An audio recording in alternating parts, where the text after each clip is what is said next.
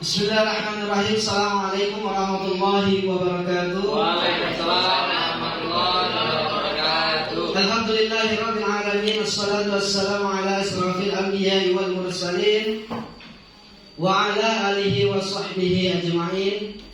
Asyhadu an la ilaha illallah wahdahu la syarika lah wa asyhadu anna Muhammadan 'abduhu wa rasuluh. Rabbi shrah li sadri wa yassir li amri wahlul 'uqdatam min lisani yafqahu qawli.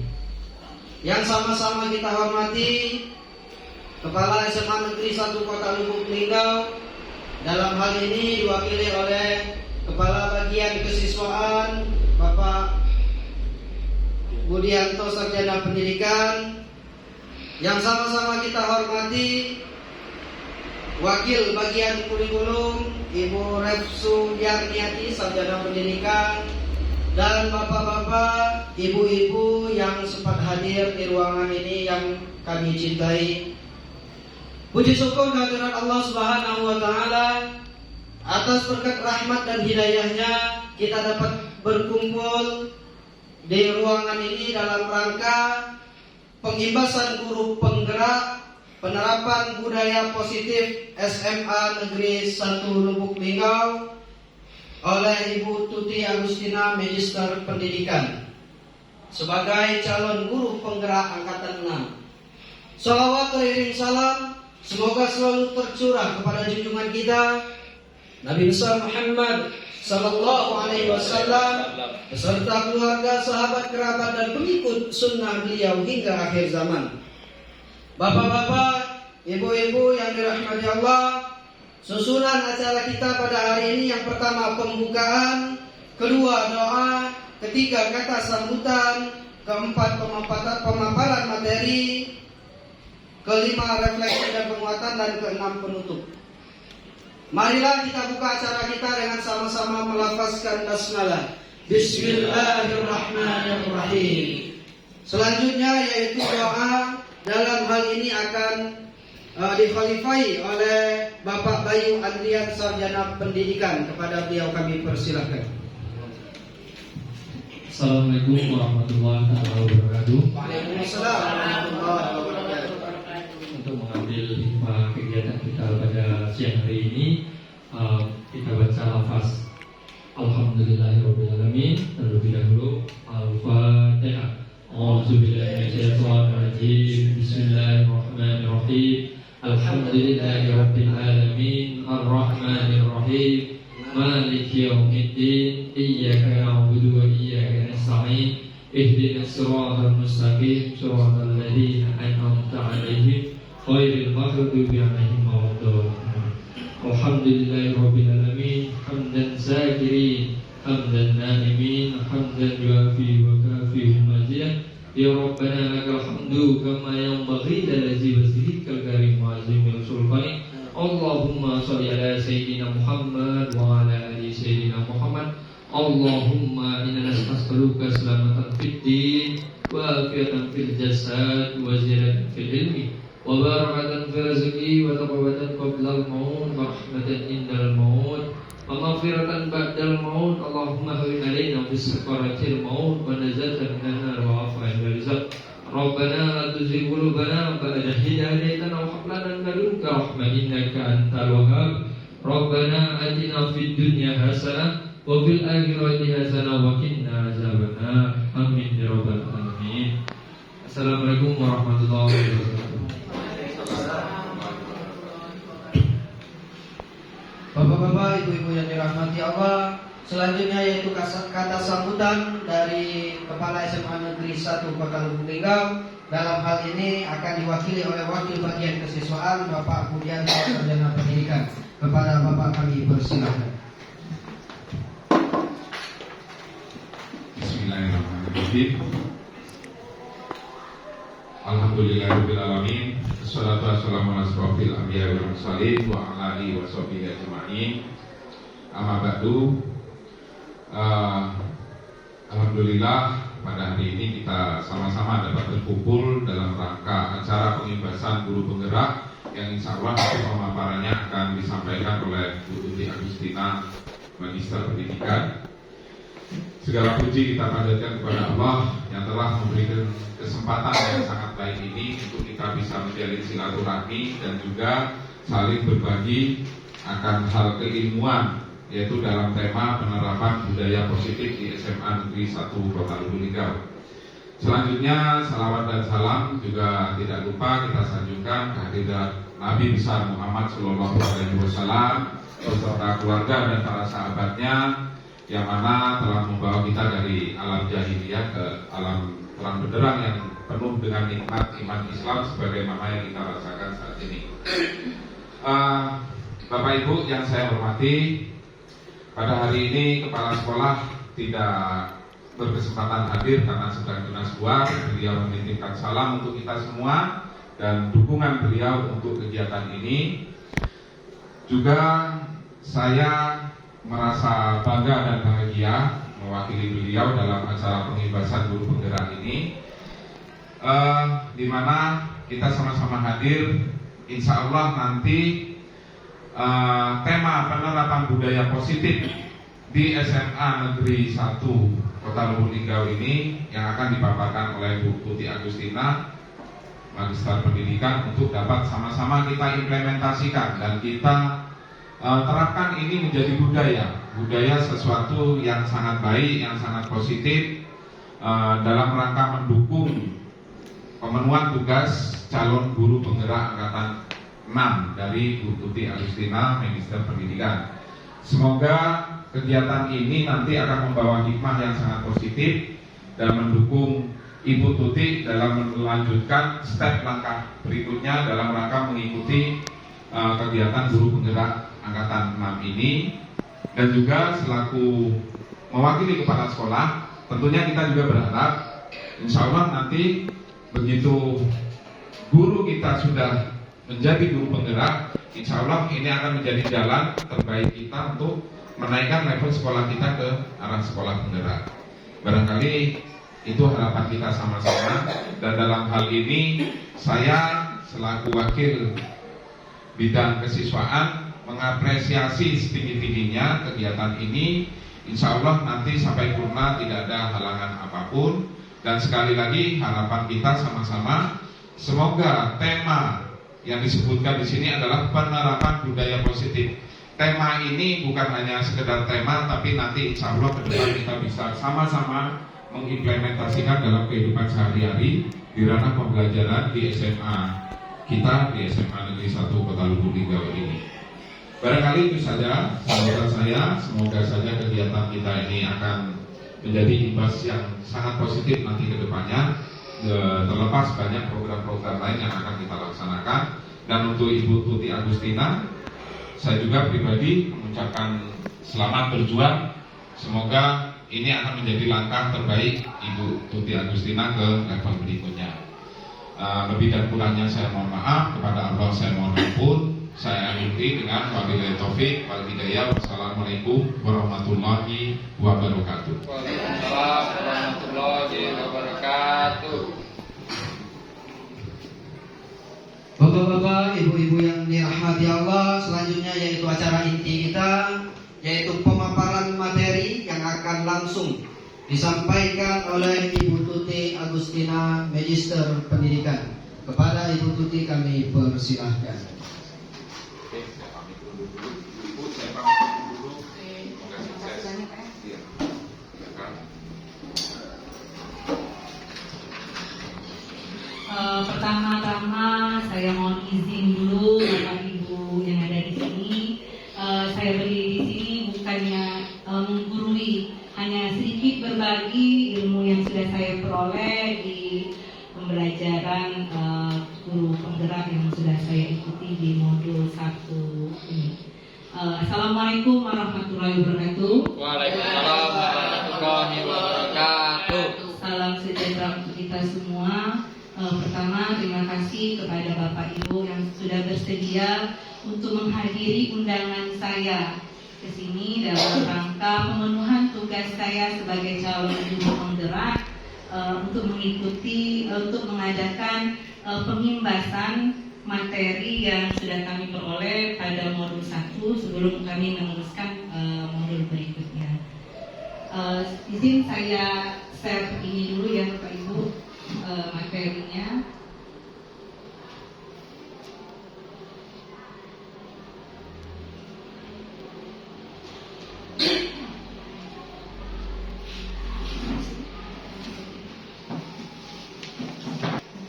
Udah Bu, dah. Oke Bapak Ibu, supaya lebih semangat kita ice breaking dulu ya. Oke. Oke. Saya pandu ya Bapak Ibu. Silakan angkat. Gerak dulu Bu. Nah, Pemanasan. Ya, pemanasan dulu lah sebelum kita mulai, pemanasan dulu supaya lebih semangat untuk materi berikutnya.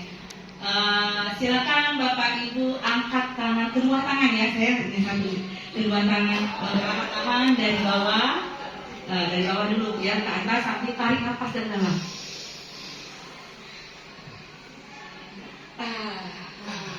Terus sekali ya, turun lagi, tarik nafas lagi dalam.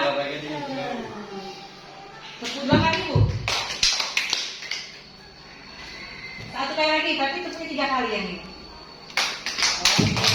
Nah, sekarang silakan pegang dagu Bapak Ibu semua. Dagu ini dagu. Kening. Dagu. Yang mana dagu? Oh, bukan sini Bu. Oh, nanti masih konsentrasi. Tapi masih bingung tadi ya. Yang mana dagu, yang mana kening. Saya tadi silakan pegang dagu, tapi yang ditunjukkan kening. Tapi ada beberapa guru yang masih konsentrasi seperti Ibu Jeffrey yang cantik. Dagu, oh ini dagu katanya. Oke, kita lanjut saja Pak Ibu ya, sekedar ice breaking untuk pemanasan saja. Oke, mohon bantuannya Bu, Ida. Ibu, sini. F5 biar bisa. Oke. Nah, modul yang akan saya terapkan sih, saya tulis ini modul 1.4, memang ada di LMS kami itu, yaitu tentang budaya positif. Apa itu budaya positif? Next, Ida. Nah, Bapak Ibu, sebelum kita membahas tentang budaya positif, di sini ada sedikit akan berbagi sedikit ilmu. Di sini ada Bapak Ibu kenal dengan Ki Hajar Dewantara. Ki Hajar Dewantara adalah salah satu pahlawan pendidikan kita ya. Nah, menurut Ki Hajar Dewantara, kita mendidik anak itu ibarat guru itu sebagai seorang petani yang menanam padi. Itu menurut pemikiran Ki Hajar Dewantara. Apa maksudnya di sini? Nah, kalau kita seorang petani menanam padi, kita memiliki bibit. Kita mau tanam bibit ini, bibit unggul lah istilahnya ya. Kita mau tanam bibit ini di 1 hektar sawah. Nah, gimana caranya bibit ini menjadi tumbuh kembang menjadi beras yang bagus, yang berkualitas? Tentunya bagaimana cara kita? Yaitu dengan cara memberikan pupuk, ya, kita garap tanahnya, kita beri irigasi yang bagus, kemudian kita basmi hama-hamanya. Nah, seperti itu juga kita mendidik anak, bagaikan seorang petani yang menanam padi. Nah, pastinya kalau kita menanam padi tidak mungkin ya, kalau kita menanam padi tumbuhnya yang lain, pasti tumbuhnya padi itu sendiri. Tapi dari 1 hektar itu tidak mungkin juga semuanya itu menghasilkan yang bagus. Ada saja pasti, walaupun dengan perlakuan kita yang sama, kita kan 1 hektar itu memperlakukannya sama. Kita kasih pupuk sama, kita kasih irigasinya sama, kemudian kita basmi, pokoknya perlakuan kita terhadap seluruh bibit itu sama. Tapi ada saja hasilnya yang kurang memuaskan atau yang kurang berkualitas. Nah, ini sama saja seperti kita mendidik anak, ya. Apa penyebabnya ini? Ya, walaupun kita sudah perlakukan anak itu sama, tapi hasil akhirnya itu pasti berbeda. Karena anak itu memang memiliki kodrat alam dan kodrat zamannya. Ya, Bapak Ibu. Nah, apa itu kodrat alam? Kodrat alam ini lebih dari pembawaan karakter, sifat, ya, sosial, budaya yang memang dibawa oleh anak tersebut, ya. Nah, jadi memang kita menurut Hajadantara kita mendidik anak itu memang harus sesuai dengan kodrat alam dan kodrat zamannya. Seperti ini saja contohnya, kita ambil sedikit. Di sekolah kita menggunakan bahasa Indonesia atau menggunakan bahasa linggau ya seperti ini. Tapi kalau memang dia aslinya asli orang dusun linggau, walaupun dia menggunakan bahasa Indonesia atau menggunakan bahasa kita ya, tapi logatnya masih kelihatan. Oh, orang dusun gitu ya, nggak tahu kita. Emang nggak bisa kita merubahnya. Memang sudah bawaan sama kodrat alam. Atau misalnya orang Jawa, walaupun dia berbahasa Indonesia, ya kan, atau berbahasa linggau, tapi logatnya ya, logat Jawanya itu masih kental, masih kelihatan. Nah, itu memang udah namanya kodrat alam yang tidak bisa kita rubah. Nah, tapi kodrat alam dan kodrat zaman ini, kodrat alam yang pastinya ya, sifat-sifat yang memang bawaan mereka, karakter mereka yang bersifat negatif itu setidaknya ya bisa kita kaburkan, dan kita bisa kaburkan menjadi hal-hal yang lebih positif lagi. Nah, kenapa mendidik anak itu harus sesuai dengan kodrat zaman? Ya tentu pastinya kita tidak bisa, nah seperti sekarang saja di zaman era digital globalisasi ini sepertinya kita tidak bisa mendidik anak itu seperti kita dididik oleh guru kita zaman dulu, betul tidak, Bapak Ibu? Ya. Nah, misalnya seperti kalau kita tidak bisa perkalian dipukul atau seperti itu ya. Padahal sebenarnya guru matematika saya datang bawa mister panjang itu kadang-kadang mister tidak digunakan, tapi kita sudah ada rasa takut. Guru matematika bawa mister ya diletakkan di atas meja. Nah, kita tidak bisa lagi mendidik anak sesuai sebagai guru kita mendidik kita seperti yang waktu dulu. Tapi harus sesuai dengan zaman. Kalau kita menggunakan metode seperti guru kita kemarin, ya pasti kena ham, kita banyak kena ham. Ya, kita tidak boleh menghukum anak seperti itu. Nah, apalagi sekarang zamannya digitalisasi, artinya ya kita mengikuti zamannya sekarang supaya pembelajaran kita lebih menarik lagi, ya Bapak Ibu ya. Kemudian, nah di sini masih menurut pemikiran Hajadantara, guru itu hanya bisa menuntun murid agar menjadi lebih baik. Nah, dari awal tadi ya saya katakan bahwa kita sebagai guru ini hanya bisa menuntun saja, yang mendorong, menuntut agar anak itu berubah menjadi ke arah yang lebih baik. Dan kita tidak bisa memang merubah kodrat alam yang sudah dimiliki oleh anak. Oke, Bu. Nah, di sini ya kita bahas tentang budaya positif. Apa itu budaya positif? Budaya positif adalah suatu pembiasaan yang bernilai positif, ya. Di dalamnya mengandung sejumlah kegiatan yang mampu menumbuhkan karakter murid.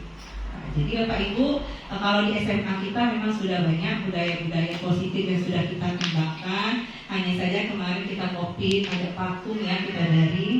Nah, sekarang budaya-budaya positif itu kita kita kembangkan lagi, kita kuatkan lagi ya untuk yang di masa tatap muka sekarang. Kemudian budaya positif itu kelas, artinya seperti ini Bapak Ibu. Dalam lingkungan sekolah itu cakupan terkecil itu kan kelas. Ya, sebelum ke lingkungan sekolah sebesar sekolah, cakupan terkecilnya itu di dalam kelas. Jadi budaya positif itu kita mulai dari dalam kelas kita sebagai guru mata pelajaran. Kemudian untuk mewujudkan budaya positif harus dilakukan sejak dini, mengingat dalam prosesnya membutuhkan waktu yang lama dan konsisten dari setiap stakeholder yang ada. Jadi memang budaya positif itu memang harus dimulai dari dini ya, dari kecil memang, agar budaya positif itu sudah menjadi motivasi dari dalam siswa itu sendiri.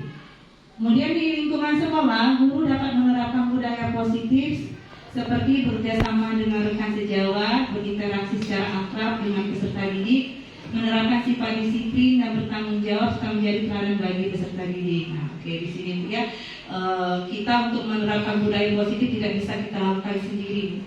Harus adanya kerjasama seluruh pihak sekolah yang ada, mulai dari dari guru mata pelajaran, dari guru piket, pokoknya seluruhnya karena tidak bisa kita lakukan sendiri.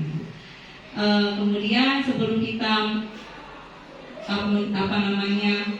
menerapkan budaya positif atau disiplin, kita sebagai guru itu menjadi teladan, menjadi contoh dulu terlebih dahulu kepada siswa. Kemudian sedangkan di lingkungan kelas, salah satu langkah yang dapat dilakukan oleh guru itu membangun budaya positif melalui komunikasi serta keyakinan yang diyakini dan positif. Nah di sini ya, keyakinan, ada kata keyakinan. Artinya dalam kelas itu kita menerapkan keyakinan terlebih dahulu. Keyakinan itu yaitu motivasi yang datang dari diri mereka sendiri. Bahwa mereka yang seperti kita yang meyakini adanya Allah Subhanahu wa Ta'ala, artinya kita mengikuti apa tuntunan yang ada, karena kita yakini kita lakukan apa yang diberitakan dan menjauhi segala yang dilarang. Oke, next book. Nah, disiplin positif dan nilai-nilai kebajikan universal. Next book. Nah, Bapak Ibu sekalian, nah di sini ada perubahan paradigma tentang teori kontrol. Apa di sini maksudnya? Nah, coba Bapak Ibu sekalian kepalkan kedua tangan Bapak Ibu. Oke, kepalkan kedua tangan Bapak Ibu. Kemudian siapa ya? Nah, coba misalnya yang lain lepaskan kepalanya. Bu Repsu masih dikepalkan. Nah, Bu Repsu masih dikepal, yang lain sudah selesai dikepalkan, ini nggak apa-apa. Nah, Bapak Ibu sekalian, nah ini Bu Repsu mengepal sesuatu di tangan beliau. Nah, mengepal sesuatu di tangan beliau. Nah, gimana cara Bu Getri supaya Bu Repsu ini mau membuka kepalan tangan beliau? Gimana cara Bu Getri? Membuka langsung. Iya, gimana? Terserah Bu Getri. Mau, pokoknya tangan Bu Repsu itu kepalanya terbuka. Apa yang akan dilakukan oleh Bu Getri? Bisa saja saya melakukan. Nah, langsung saja Bu, langsung. Nah, gimana? Langsung praktek. Iya, praktek. Tolong. Pokoknya apa yang akan terjadi? Nah, gimana caranya ini? Ini tolong lihat aku nih. Ngomong. Tadinya dia langsung dalam muka. Nah, akhirnya dibukakan oleh Bu Repsu. Nah, misalnya Bu Repsu masih kepalkan tangan Bu Repsu. Saya kasih uang 200.000 Bu Repsu di tangan Bu Repsu. Nah, Bu Eva gimana caranya supaya Ibu Eva bisa membuka kepalan tangan Bu Repsu itu? Gimana? Ada uang di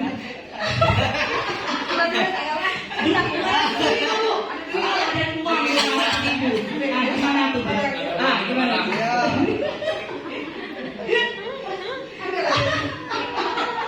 Nah, terbuka akhirnya kan.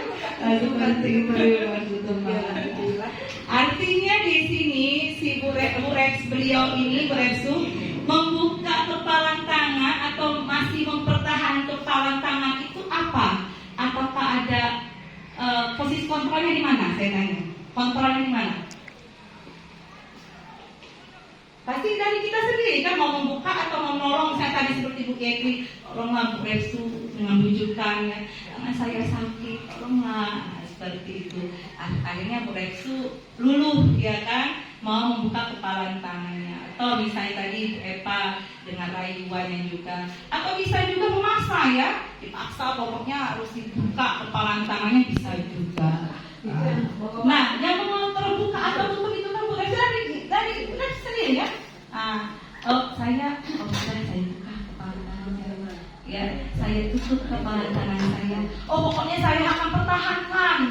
Ya, nah, jadi posisi kontrolnya itu ada pada diri kita sendiri, ya benar kan Bu? Nah, seperti itulah. Perubahan paradigma tentang teori kontrol. Ya, oke, next Bu. Nah, apa perubahan paradigma dalam teori kontrol itu ada 4. Yang pertama, ilusi guru mengontrol murid. Nah, kita bahas satu-satu. Kemudian ilusi bahwa kritik dapat membuat orang merasa bersalah, dapat menguatkan karakter. Ketiga, ilusi bahwa semua penguatan positif efektif bermanfaat. Kemudian yang keempat, ilusi bahwa orang dewasa memiliki hak untuk memaksa. Kita bahas satu beberapa. Next, Bu.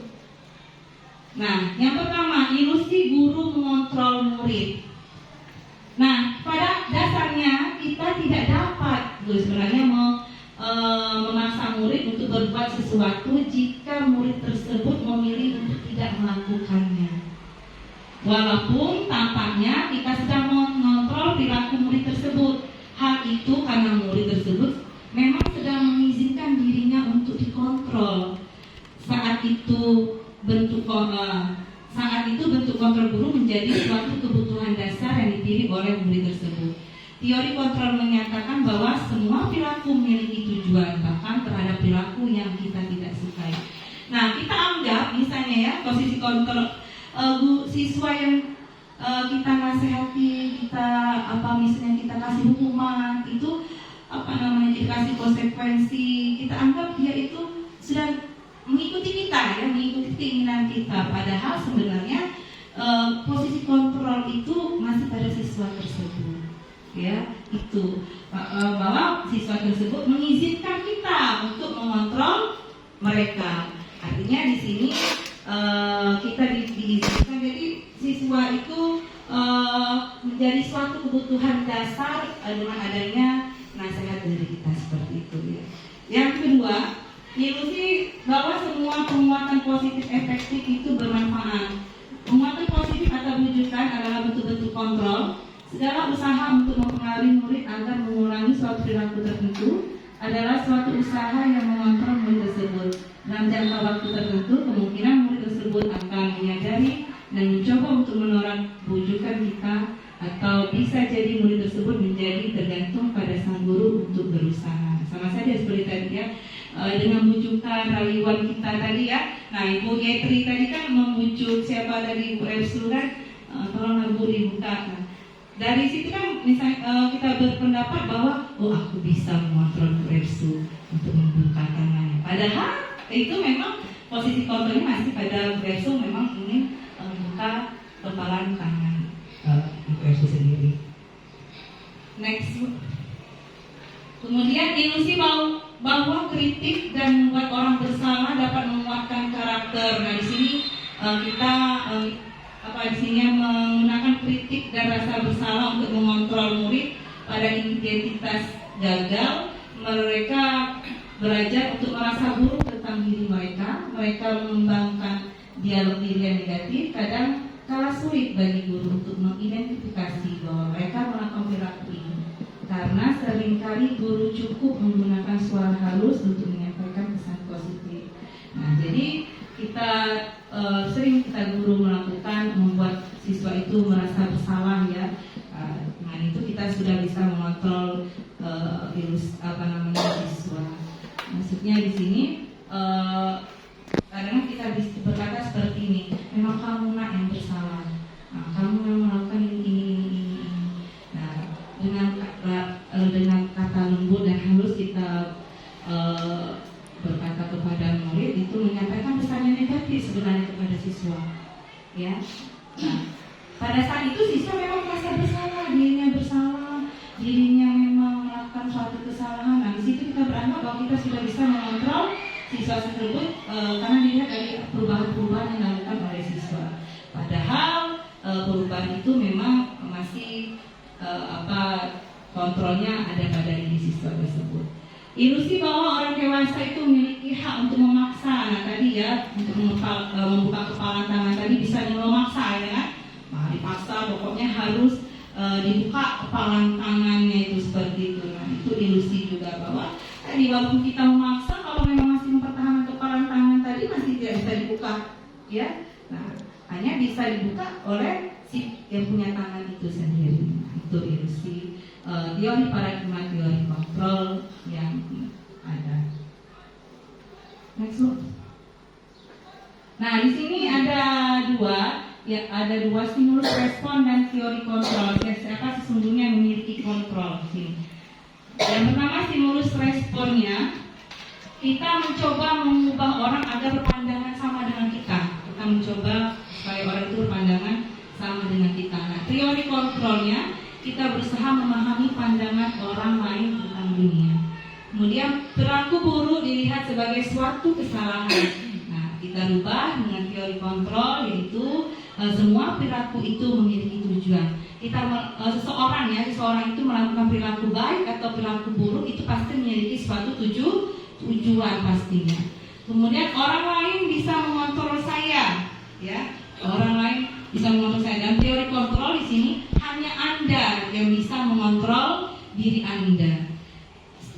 Saya bisa mengontrol orang lain, ya. Anda tidak bisa sebenarnya mengontrol orang lain. Itu teori kontrolnya. Pemaksaan adalah pada saat bujukan gagal. Misalnya tadi bujukan gagal dipaksa, ya kan, pokoknya harus dilepaskan kepala tangannya. Nah, sebenarnya kalau dalam teori kontrol itu kolaborasi dan konsensus menciptakan pilihan-pilihan baru. Kemudian mode berpikir menang kalah. Oh, sudah sesuatu berarti nurut dengan aku kalah, ya, seperti itu ya kita peragakan. Nah, sekarang dengan teori kontrol kita berpandangan bahwa metode berpikir itu menang-menang, di mana kita mencari solusi yang terbaik. Oke, next. Nah, ini ada skema tentang disiplin positif, ada teori motivasi, 5 posisi kontrol, dan 5 kebutuhan dasar manusia. Nanti kita akan bahas satu-satu. Next.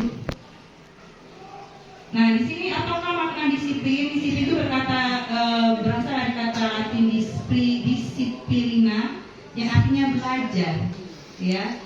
Maka makna asal dari kata ini berkonotasi dengan disiplin diri dari murid-murid Socrates dan Plato. Disiplin ini diri membuat orang menggali potensinya menuju sebuah tujuan apa yang kita hargai. Namun dalam budaya kita, makna kata disiplin telah berubah menjadi sesuatu yang dilakukan seseorang pada orang lain untuk mendapat kepatuhan.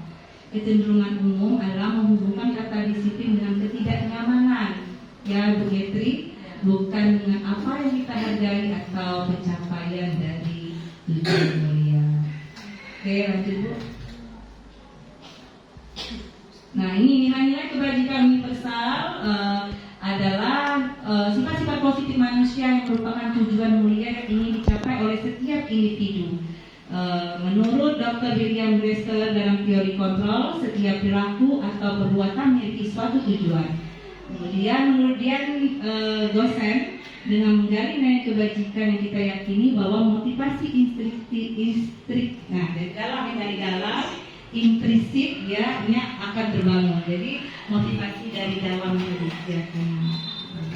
Kemudian nilai kebajikan yang ingin dicapai oleh setiap anak Indonesia dikenal kita dengan profil pelajar Pancasila. Ini yang ditekankan dalam kurikulum Merdeka Belajar.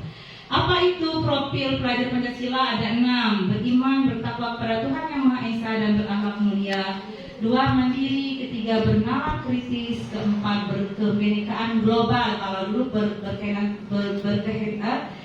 tunggal ika, sekarang kebinekaan global.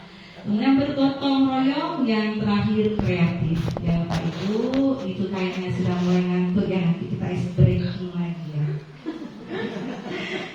Kemudian teori, nanti ya terakhir, saya habiskan dulu materinya lalu kita ice breaking lagi. Teori motivasi, hukum dan penghargaan restitusi. Ya, next Bu.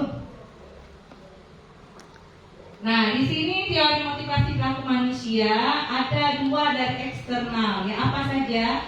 Yang satu untuk menghindari ketidaknyamanan atau hukuman, itu asalnya dari luar, ya, motivasi itu. Kemudian yang kedua untuk mendapatkan imbalan dan penghargaan dari orang lain atau institusi. Jadi itu motivasi dari luar. Oh, kalau aku mau dapat hadiah berarti aku harus seperti ini. Nah, kemudian apa motivasi internal tadi ya, untuk ini menghargai diri sendiri. Jadi kalau saya melakukan ini untuk kebaikan saya sendiri, seperti itu. Next Bu. Nah, merdeka menurut Ki Hajar Dewantara itu apa? Artinya tidak hanya terlepas dari perintah. Yang merdeka itu tidak hanya terlepas dari perintah, akan tetapi juga cakap memerintah diri sendiri. Nah, itu artinya merdeka. Kita mampu menginisiasi kita diri kita untuk memerintahkan diri kita sendiri melakukan hal-hal yang positif pastinya. Nah, apa itu restitusi? Restitusi adalah proses menciptakan kondisi bagi murid untuk memperbaiki kesalahan mereka. Nah, ini ya, sehingga mereka bisa kembali pada kelompok mereka dengan karakter yang lebih kuat.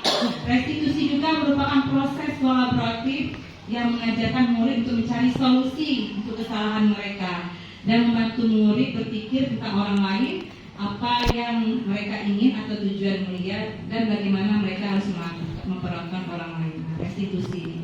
Jadi memang kita ditekankan sekarang tidak boleh menghukum siswa, hanya kita bisa memberikan konsekuensi karena hukuman tidak boleh lagi diberlakukan untuk siswa kita.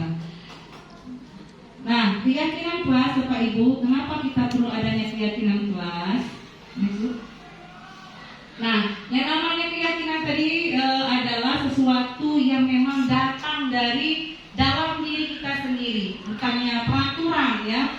Keyakinan itu dan peraturan itu beda. Kalau peraturan itu dia datang dari luar, ya, harus mematuhi. Nah, seperti ini ya.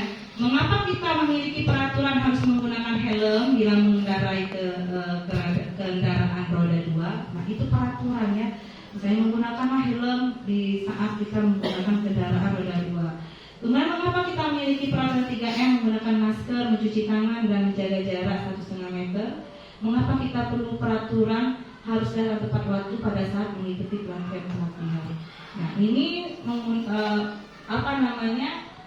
motivasi intrinsiknya apa ya? Yang datang dari diri kita sendiri. Oh, kita menggunakan helm artinya untuk keselamatan kita di jalan raya. Kemudian kita menggunakan masker, mencuci tangan, dan menjaga jarak 1,5 meter juga manfaatnya untuk kita juga. Kemudian mengapa kita perlu peraturan tepat waktu pada saat mengikuti pelatihan? Nah, kalau kita memang mengikut dalam pelatihan tepat waktu, artinya memang kita menghargai disiplin waktu. Jadi kita memang perlu menumbuhkan motivasi dari dalam diri kita sendiri. Oke, sepertinya sudah bosan. Ice breaking dulu sebentar ya Bapak Ibu ya. Masih senyum Bu Eva, senyum semangat. Ya, oke, bolehlah tangannya diletakkan atau di ya supaya ada ngantuk lagi. Emang ngantuk atau gimana ya? Oke. Nah, saya ada games ya Bapak Ibu sekalian. Kalau saya menyebutkan sebuah nama buah-buahan, ya, misalnya saya sebutkan misalnya apa, semangka, misalnya seperti itu, kan huruf akhirnya apa, A. Nah, nanti misalnya semangka untuk Bu Yetri, nanti Bu Yetri lempar ke Bu Refsu misalnya. Saya seperti ini ya, sebelum konsentrasi ya. Oke, seperti ini ya. Nanti saya menyebutkan nama sebuah buah-buahan, ya. Buah semangka untuk Ibu Yetri. Nah, dari A ujungnya kan? Nah, Ibu Yetri sebutkan nama buahan juga yang awalnya huruf A. Nah, misalnya seperti itu. Nanti untuk siapa Ibu L kan? Nanti Ibu lempar-lempar seperti itu dengan yang lain. Paham? Oke, kita tes dulu coba. Ya. Yang paling cantik, yang paling muda, Ibu Indah, saya berikan buah durian. Nanas. Ya, siapa nanasnya Bu? Nanasnya untuk siapa Bu? Nanas untuk Ibu Eva. Semangka. Iya, benar. Semangka. Untuk siapa Bu semangkanya? Dini. Apel kan sudah apel. Anggur. Iya, anggur itu siapa ini anggurnya? Ibu Refsu. Bu Refsu anggur. Fitri. Fitri, cara melakukan dia. Ini sudah anak tuh. Oh iya, nangka. Saya suka makan nangka. Nangka untuk siapa Bu? Nangka untuk ini dah. Jangan anggur, apa lagi sudah Bu? Ayo Bu. Asam.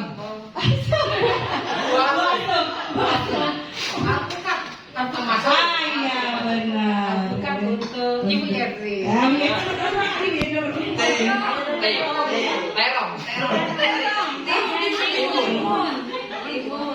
terong boleh. Oke. Masing-masing. Untuk ini. Sedikit lagi. Timun apa? N Bu. Sudah Bu, huruf N Bu.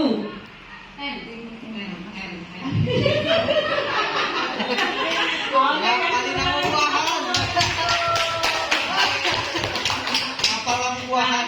seperti ini penerapan kalau kita sudah lihat siswa kita bosan sebenarnya bisa kita lakukan di kelas ya. Kita kan kelihatan kalau siswa kita sudah bosan kalau belajar matematika boleh kasih es break atau es krim. Oke ini ya. Budaya positif itu dalam sebuah lingkungan. Saya lanjut ya Bu ya. Oke. Saya ini ngomong ya. Kemudian budaya positif itu, nah di sini Bu ya.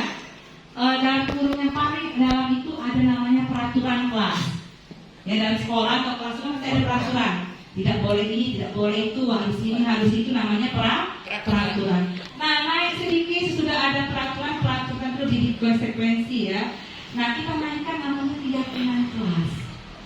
Nah keyakinan kelas tadi memang acuannya boleh ke peraturan kelas.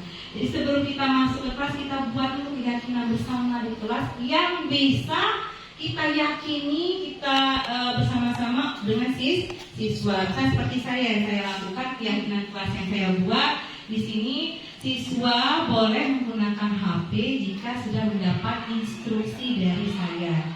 Nah, itu keyakinan. Keyakinan itu jangan dari kita yang memulainya. Siswa dulu yang kita kasih kesempatan keyakinan apa yang harus kita lakukan supaya proses pembelajaran kita di kelas itu dapat berjalan dengan kondusif pastinya. Jadi kita buat keyakinan bersama, jangan dari kita. Kalau dari kita itu artinya kita sudah mendoktrin ya seperti itu. Nah, jadi dari siswa, apalagi supaya kelas kita ini bagus, supaya kelas kita ini tentram, damai, waktu saat ibu menerangkan ibu tidak emosi ya kan seperti itu. Apa? Nanti siswa pasti ada ide-idenya. Ide-idenya itu yang bersifat positif kita menjadikan keyakinan kelas. Kenapa kalimatnya keyakinan kelas? Karena dengan keyakinan itu kan tadi merupakan motivasi dari dalam kita. Otomatis kalau kita sudah yakini pasti akan kita lakukan. Kemudian naik lagi ke depan keluar ada lingkaran luar dengan adanya keyakinan kelas, jadi menciptakan lingkungan itu menjadi positif, ya menjadi positif. Nah, kalau sudah menciptakan budaya positif di kelas, akhirnya jadilah budaya positif. Oke, next Bu. Nah, di sini ada dua. Tadi kan ada yang mana yang merupakan keyakinan kelas dan mengapa? Nah, ada dua ya sebelah kanan.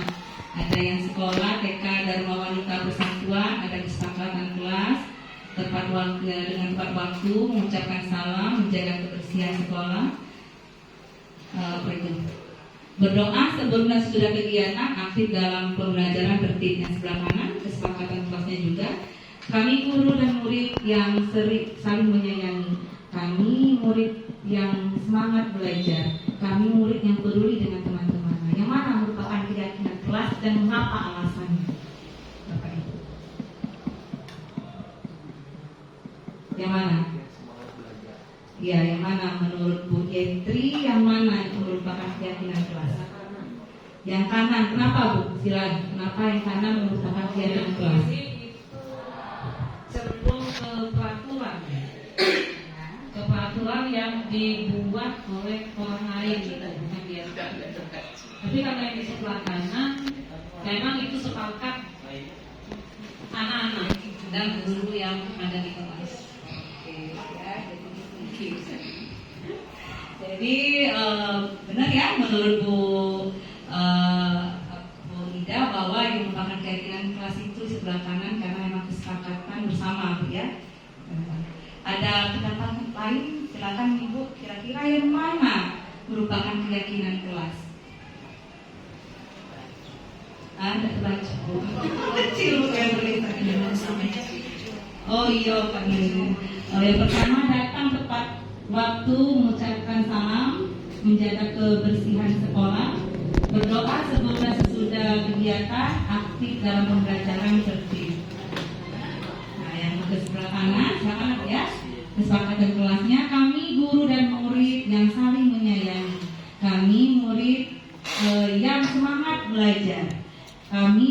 yang peduli dengan teman-teman. Jadi kita sepakat ya, yang keyakinan kelas itu yang sebelah kanan memang datang dari dalam diri sendiri. Kalau yang sebelah kiri itu peraturan, harus datang tepat waktu, nah itu peraturan. Jadi saya membedakan yang mana keyakinan dan mana peraturan. Oke, next Bu. Nah, nggak salah terus Bu, terus. Oke, terus Bu. Nah, ini yang beda peraturan dan keyakinan kelas. Nah, ini peraturan, ada peraturan. Memang kita sekolah memang harus ada peraturan, tidak bisa beda peraturan itu ya. Peraturannya itu selalu mengembalikan buku ke tempatnya. Nah, keyakinan yang harus kita tumbuhkan yaitu adanya rasa tanggung jawab. Kalau sudah pakai ya memang harus. Jadi kita tumbuhkan itu keyakinan kelas itu harus ada rasa tanggung jawab. Kemudian peraturannya dilarang mengganggu orang lain. Kita bangkitkan keyakinan bahwa kita harus menghormati orang lain. Peraturan harus di sekolah 15 menit sebelum pembelajaran mulai. Artinya kita harus ada menghormati orang lain, di sini namanya guru ya. Kemudian kita harus berkomitmen untuk keyakinan kelasnya. Dilarang melakukan kekerasan. Nah, jadi kita keyakinan kelas itu kita menjaga keselamatan dan serta kita harus menghormati orang lain. Kemudian dilarang menggunakan narkoba. Keyakinan kelas yang kita bagikan apa? Iya, untuk kesehatan kita. Kemudian bergantian atau menunggu giliran, antri ya maksudnya. Artinya kita apa? Disuruh keyakinan perlu kita tumbuhkan yaitu bersabar dan menghormati orang lain. Gunakan masker pastinya untuk keselamatan dan kesehatan kita bersama, keyakinan kelasnya. Jangan berlari di kelas atau koridor. Nah, kita yang buat kesepakatannya untuk keselamatan dan keamanan. Oke, next Bu. Ini ya. Oke, next saja Bu. Oke, terus. Nah, sudah ada ditulisnya. Oke, nah ini tindakan guru, yang mana termasuk hukuman, yang mana termasuk konsekuensi. Nah, ini sudah ada ini. Kemudian kita seringnya ini ada kita guru, ya saya juga termasuk sering memberikan tindakan seperti ini. Mencatat 100 kali di dalam buku kalimat. Saya tidak akan terlambat karena terlambat datang ke sekolah. Itu namanya hukuman, ya bukan konsekuensi. Lari mengelilingi lapangan basket 2 kali karena terlambat hadir di sekolah. Nah, juga merupakan hukuman. Bapak Ibu tahu kenapa? Satu lagi, murid diminta untuk push up 15 kali karena tidak menggunakan masker di sekolah. Nah, 1, 2, 3 ini merupakan hukuman. Kalimatnya hukuman. Kenapa? Bapak kamu lari 15 kali karena tidak menggunakan masker di sekolah. Karena ada tindakan. Karena ada tindakan. Adanya Suruhan tindakan ada yang dilakukan. tindakan yang dilakukan. Ya. Kamu harus mencatat terlambat. Saya tidak akan terlambat lagi karena saya tidak akan terlambat karena siswa itu terlambat sekolah. Itu merupakan hukuman. Jadi hukuman itu biasa kita berikan itu tiba-tiba ya, refleks. Iya, refleksi saya, refleks saja ya sebenarnya. Karena terlambat kamu lari 15 kali di jalan lapangan. Itu sebenarnya merupakan hukuman. Ya, karena sebenarnya tidak ada hubungannya ya antara terlambat dengan lari. Apa hukuman? Tidak ada. Nah, itu makanya itu merupakan hukuman. Kemudian ada konsekuensi. Nah, apa bedanya konsekuensi dengan hukuman? Menggantikan kertas tugas teman yang telah dicoret-coret. Itu merupakan konsekuensi. Membersihkan tumpahan air di meja tulis karena tersenggol pada saat belajar. Murid disuruh untuk mengenakan sepatu seharian di sekolah karena tidak mengenakan sepatu hitam. Murid disuruh untuk mengenakan sepatu seharian di sekolah karena tidak mengenakan sepatu hitam. Kemudian lari mengelilingi lapangan basket 2 kali karena terlambat 10 menit pada pelajaran PJOK. Nah, itu ada ada dua hukuman. Nah itu hukuman bukan itu? Hukuman itu? Hukuman. Yang mana? Ya. Yang mana? Nah, kenapa disuruh konsekuensi ada alasan? Nah, karena Mata pelajarannya memang olahraga, jadi wajar hukumannya. ya. Jadi memang ada kegiatan dua berlari di lapangan bola, Bu ya. Nah, yang satu itu disebut hukuman karena yang tidak ada hukumannya sebenarnya ya. Anak terlambat itu disuruh untuk mencatat. Saya terlambat, saya tidak akan terlambat, atau suruh lari kan tidak ada sama sekali hubungannya. Nah, kalau konsekuensi lari memiliki lapangan basket 2 kali karena terlambat 10 menit dalam pelajaran PJOK. Memang sesuai karena dia datang terlambat pada pelajaran PJOK. Konsekuensi. Jadi kita lebih menghindarilah yang namanya hukuman untuk anak ya. Nah ini perbedaan hukuman dan konsekuensi. Sesuatu yang kalau hukuman itu sesuatu yang menyakitkan harus terjadi. Nah, ngeri ya. Sesuatu yang menyakitkan. Nah kalau konsekuensi itu sesuatu harus terjadi, ya. Jadi konsekuensi itu ya tadi kalau dia memang melanggar aturan, ya kita konsekuensinya apa kan kita sudah jelas kalau sekolah kita ada poin yang berlaku seperti itu. Membuat anak sakit, nah si sakit hati juga kadang anak kena ibu ya, bapak ibu disuruh lari, aku nih suruh lari, padahal belum sarapan, nah jadi itu hukuman membuat anak sakit hati untuk jangka waktu lama. Nah yang paling parah tuh dalam jangka waktu lama, dendam dia ya. Ada gitu, itu karena hukuman. Nah kalau konsekuensi itu anak menghargai disiplin.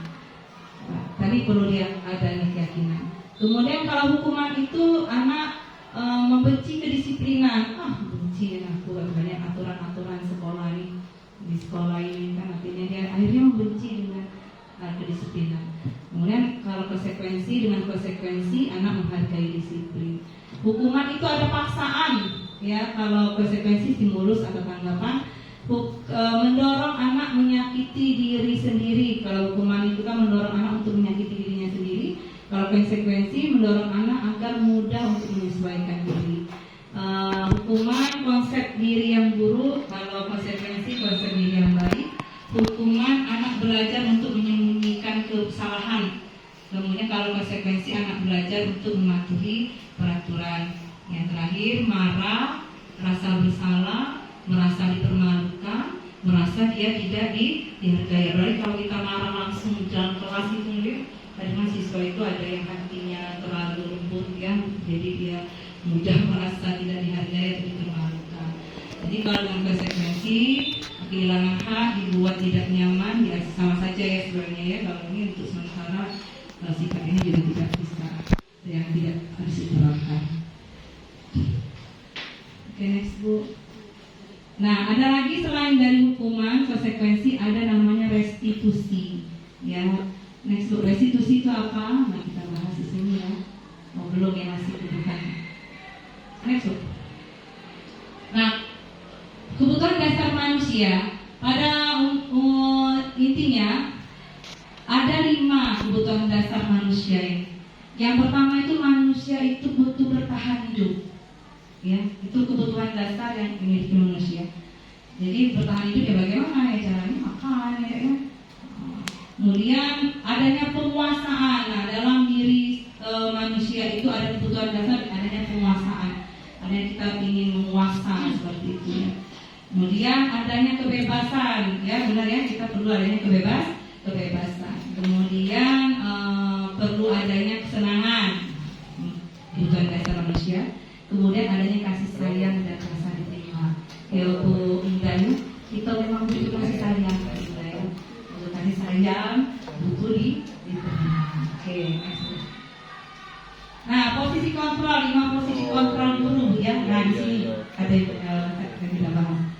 Nah, kita guru ini ada 5 posisi kontrol yang kita miliki. Yang pertama itu kita sebagai penghukum tadi ya. Sebagai penghukum sering kita lakukan, termasuk saya juga ya. Saya ini sekarang saya lah sabar-sabar Kalau dulu masih digolah dulu, emosinya tingkat tinggi pada siswa pastinya ya. Nah, kemudian sebagai pembuat orang merasa bersalah, ya ada ya memang dari kita ya membuat siswa itu merasa bersalah seperti itu. Kemudian posisi kontrol sebagai teman, kemudian sebagai pemantau dan sebagai manajer. Nah, yang harus kita hindari di sini yang dua, posisi kontrol dulu yaitu sebagai penghukum dan sebagai pembuat orang merasa bersalah. Nah, posisinya ini kita kan ada yang bisa kita kontrol, yang bisa kita lakukan, bisa kita menghukum siswa, bisa kita membuat orang itu merasa bersalah. Nah, ini yang harus kita hindari. Nah, yang bagus ini ada kontrol dari luar yang bagus, yaitu kita sebagai teman dan sebagai pemantau. Yang terakhir ini sebagai manajer kalau sudah identitas berhasil dan kesuksesan. Oke, yang itu ada. Next slide. Nah, tadi kan ada 5 posisi kontrol tadi, sebagai penghukum, ya, sebagai pembuat rasa bersalah, ya, sebagai teman, kemudian sebagai pemantau dan sebagai manajer. Nah, dari ini ada pernyataan di sini. Saya kecewa sekali dengan kamu. Nah, itu kalimat yang sering kita ucapkan kepada siswa ya. Saya sangat kecewa kepada kamu. Nah, itu posisi kontrol apa yang kita lakukan sebagai guru? Menghukumkah? Atau sebagai pemberi rasa bersalahkah? Memberi rasa bersalah. Iya, saya kecewa. Jadi siswa itu merasa salah, membuat ibu jadi kecewa, ya. Atau membuat ibu titik menjadi kecewa, jadi saya merasa bersalah. Jadi membuat siswa itu merasa bersalah. Prosesi kontrol diterapkan. Kamu tidak pernah belajar melakukannya. Kamu tidak pernah benar melakukan belajar. Kamu tidak pernah benar melakukannya. Itu apa itu? Posisi kontrol apa yang kita lakukan? Seringkali kata yang seperti itu kita lakukan. Kamu tidak bisa terus mencoba ini ya, tidak bisa terus masa ini tidak bisa. Nah, pada sudah diterangkan masa tidak bisa mengerjakannya seperti itu. Apa itu yang sudah kita lakukan? Posisi kontrol apa yang kita lakukan itu? Sebagai apa? Sebagai menghukumkan, atau sebagai membuat rasa bersalah, atau sebagai teman, atau sebagai pemantau, atau sebagai manajer? Penghukum ya, menghukum sebagai penghukum. Ayolah lakukan demi ibu dan bapak. Ayolah nak lakukan apa demi ibu nak. Jangan ribut anak demi ibu nak. Malu ada pengawas lah seperti itu. Itu apa?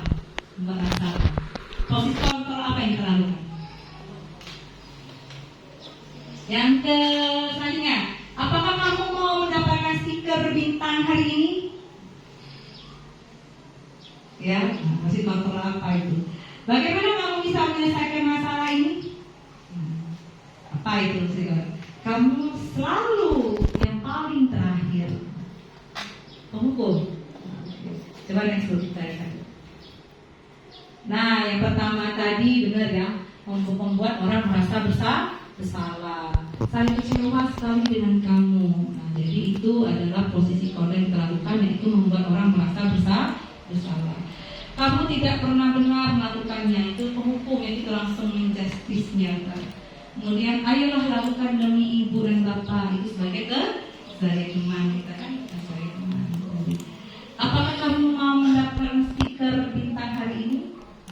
Jadi kalau dimana stiker, berarti harus melakukan hal yang baik ya. Kita sebagai pemantau di situ posisi kontrol. Bagaimana kamu bisa menyelesaikan masalah ini? Nah, itu sudah tingkat manajer. Ya. Kamu selalu yang paling terakhir. Nah, justice ya, artinya penghukum. Oke, next saja langsung restitusi kita tuh. Nah, di sini ada segitiga restitusi tadi yang sempat terlewat. Restitusi ada di sini ada segitiga restitusi. Apa saja yang dilakukan dalam segitiga restitusi? Next. Ya. Nah, di sini untuk membuat anak merasa gagal karena berbuat salah menjadi positif terhadap dirinya. Jadi anak yang merasa gagal itu kita rubah posisinya menjadi positif terhadap dirinya. Artinya kita bisa menggunakan kalimat seperti ini, berbuat salah itu hal manusia, tidak ada manusia yang sempurna. Bapak juga berbuat salah, kita juga pasti bisa menyelesaikan masalah ini. Jadi kata-kata motivasi supaya siswa itu lebih positif terhadap dirinya, jadi tidak merasa dirinya itu terpuruk.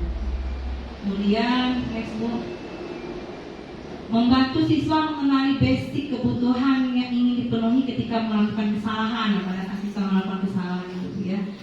Nah, jadi guru itu bisa berkata, kamu bisa saja melakukan yang lebih buruk, tapi kamu tidak melakukannya.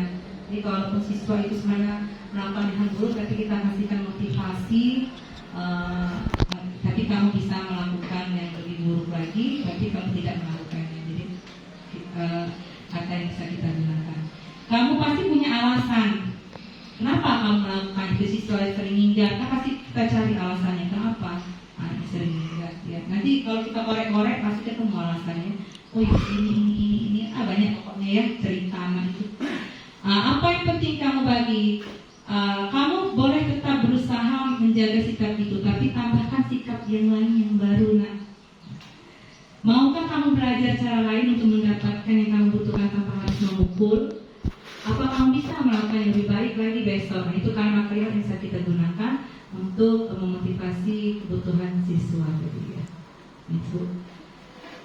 Anak melihat kesalahannya dihubungkan dengan norma dan nilai-nilai yang mendasari manusia berinteraksi dengan orang lain. Jadi dengan kesalahan itu kita mencoba anak itu melihat permasalahan yang bisa kita lakukan dengan berkata seperti ini, menanyakan keyakinannya. Apakah nilai kepercayaan yang ada di sekolah kita, nak? Apa yang keyakinan bersama tadi kita sepakati yang kamu langgar? Nilai-nilai besar apa yang telah kita sepakati, nak? Terus yang ideal itu seperti apa sih? Kamu ingin jadi anak seperti apa? Apa yang kamu rasakan ketika kamu melakukan itu? Kamu menjadi orang yang seperti apa? Nah, ini ya restitusi.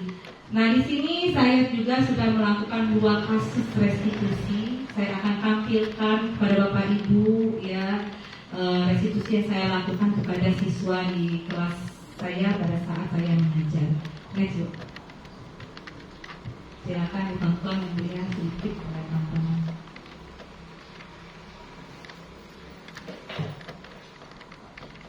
Assalamualaikum warahmatullahi wabarakatuh.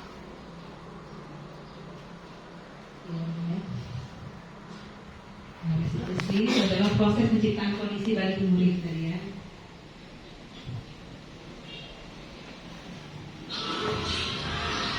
Kasus 1 ya.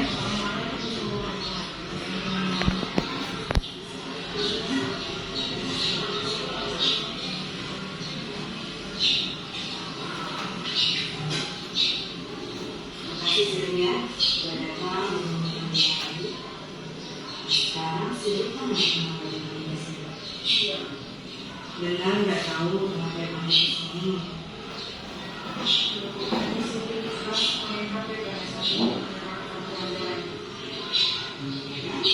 Padahal sering masih ingat pada waktu pertama kali masuk kelas sendiri kita sudah buat keyakinan kelas bersama kita seperti ya kan? Ingat nggak sih apa kesepakatan keyakinan kelas kita kemarin kita bersama? Pada saat itu iya, kita sudah kesepakatan kemarin tidak boleh menggunakan HP kalau belum ada instruksi dari ibu. Ya, sekarang bertanya, kenapa sih menggunakan HP? Tapi sebenarnya HP menyelesaikan dunia yang belum selesai. Jadi sering hobi main game online, harus online. Jadi sering harus bisa membedakan mana pada saat belajar, mana pada saat kalian main HP. Tidak sering tahu game online itu dan aplikasinya sehingga selesai.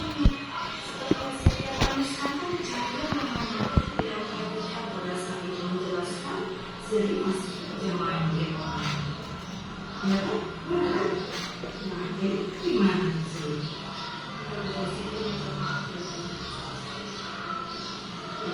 sama-sama itu ya, bukan sekedar mengutamakan. Jadi manusia itu sebenarnya memang memiliki kesabaran. Tapi di mana kita itu untuk memperbaiki kesalahan kita. Jadi seperti untuk memperbaiki kesalahan yang sudah sering berbuat itu sudah jadi tidak karena lagi pada saat itu menerapkan sebelum disebut tindakan kebaikan. Jadi sihir itu sebenarnya ada 2 poin yang jelas yang sudah sihir mengenal.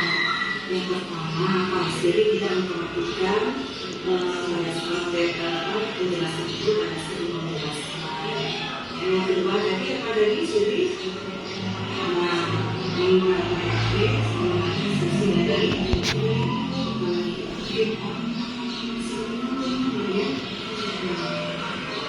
jadi yang sama sering tahu konsekuensinya atau peraturan di sekolah itu tahu sendiri.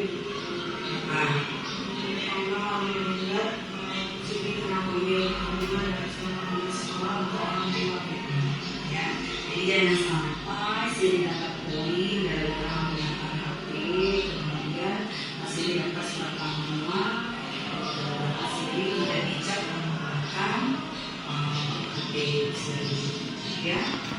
Ya, jangan diulangi lagi sama-sama, kita sama-sama berbagi dengan soal sendiri dari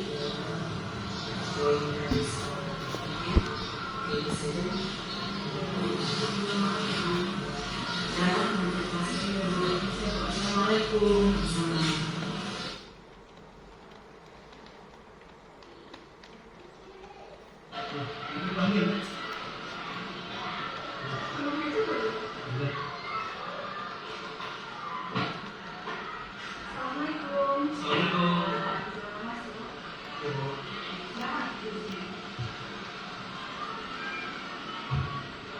Nah, yang kedua ini tahu nggak teman-teman kedua?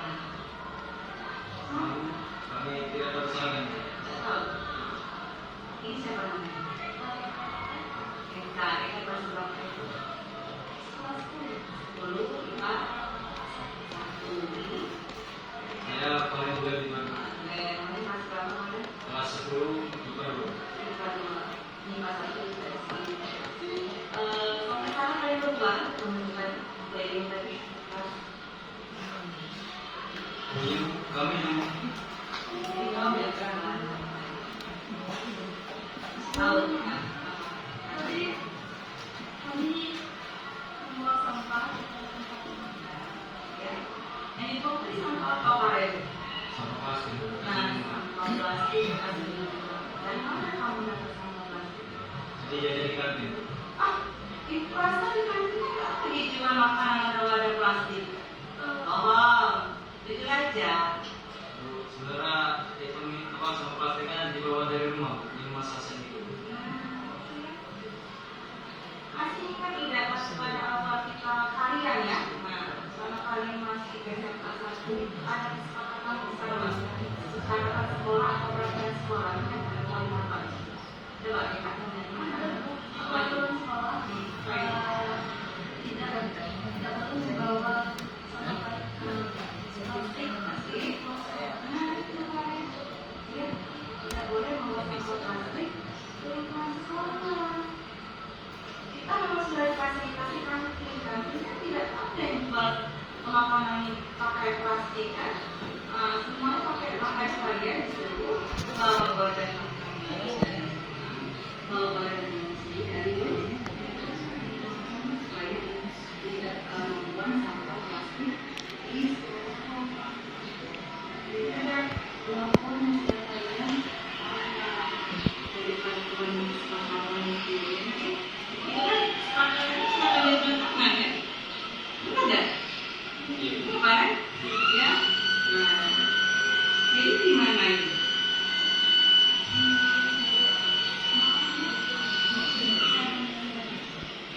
Gimana kalian?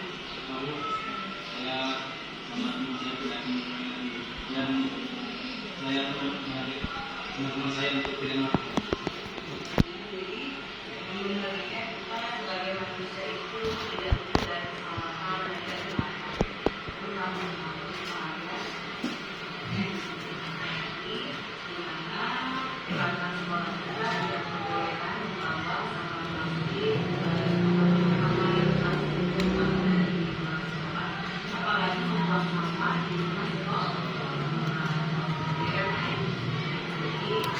ini dan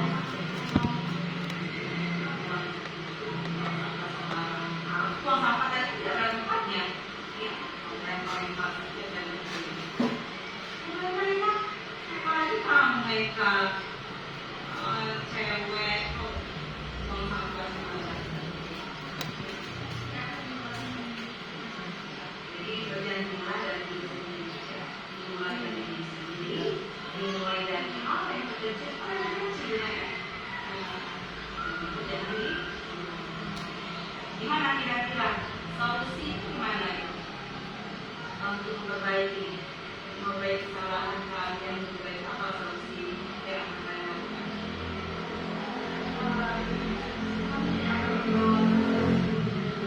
Tentu ya, bawa tangan kiri. Jadi kalau ada makan pakai plastik, dipindah ke dalam makanan, misalnya bawa ke sekolah. Dan jangan ingin dipakai pada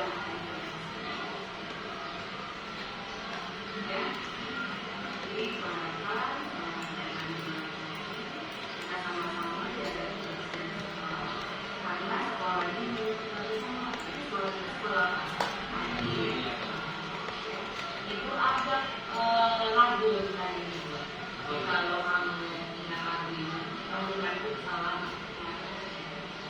Jadi salah itu yang menjadikan apa namanya, jadikan motivasi kalian juga dengan baik. Dimulai dari diri sendiri, dimulai dari hal paling kecil. Takkan pernah aku ulang lagi, takkan pernah aku ingkari janji. Ya, ingat, ya. Ini dari poinnya apa? Dimulai dari sendiri, dari hal yang paling kecil, jangan diulangi lagi, jangan tidak janji pastinya, kalau janji dari selama ini sama pasti sama diri kalian. Oke, sip kan? Sip. Oke, ya. Dan silakan kembali ke kelas.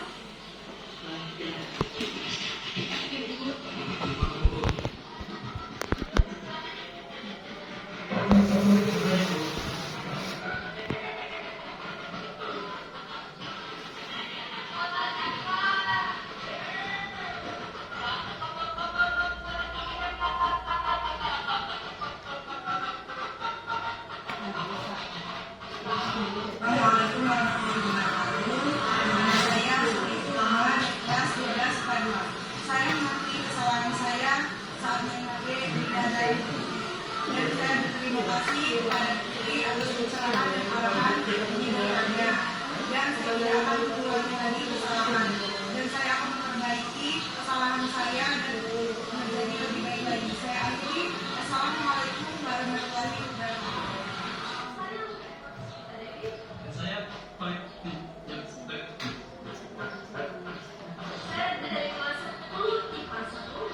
Saya dari kelas 10 IPA 2. Setelah kami mendapat pencerahan dari Ibu Putri, kami tidak akan lagi membuang sampah tidak pada tempatnya, membawa sampah plastik ke lingkungan sekolah. Dan kami juga sudah berjanji untuk tidak akan melakukan lagi dan memberitahukan kepada teman-teman lainnya untuk tidak melanggar aturan yang sudah kita sepakati.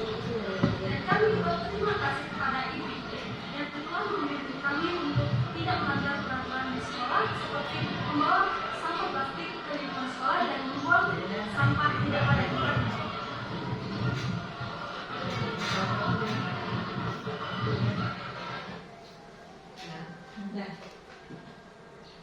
Next.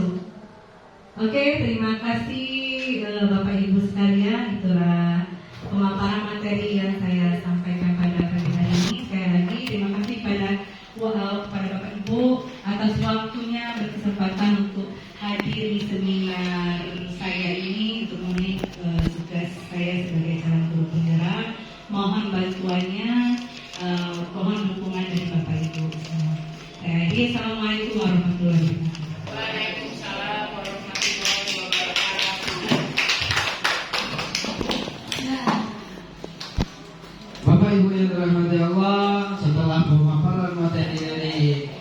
Tuti Agustina Minister Pendidikan tadi, apakah Bapak-bapak, Ibu-ibu ada yang ingin memberi refleksi atau penguatan kepada Ibu Tuti Agustina Minister Pendidikan? Ada yang ingin memberikan penguatan? Ibu Repsu? Pada Ibu Repsu kami persilakan.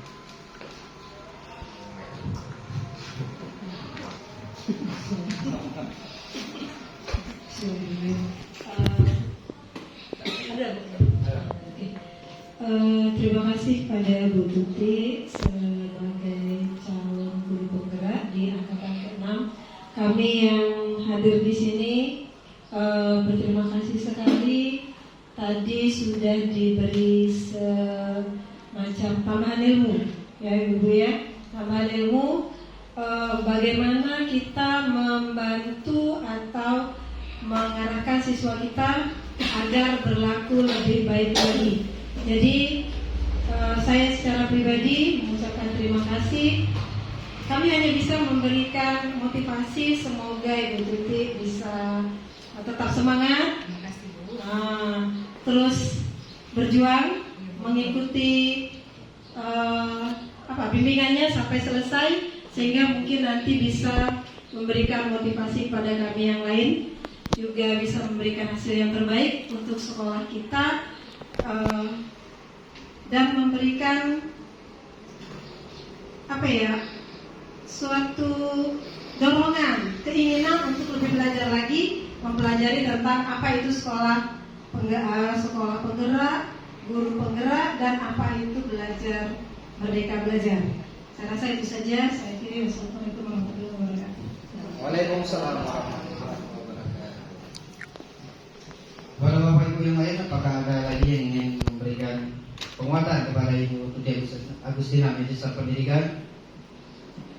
Baiklah, kalau tidak ada, acara selanjutnya yaitu penutup. Marilah kita tutup acara kita pada siang hari ini dengan sama-sama melafazkan hamdalah. Alhamdulillahirabbil alamin. Kami akhiri billahi taufiq wal hidayah. Assalamualaikum warahmatullahi wabarakatuh. Dan terima kasih sekali lagi Bapak Ibu dan Ibu-ibu yang ada di sini atas dukungannya. Boleh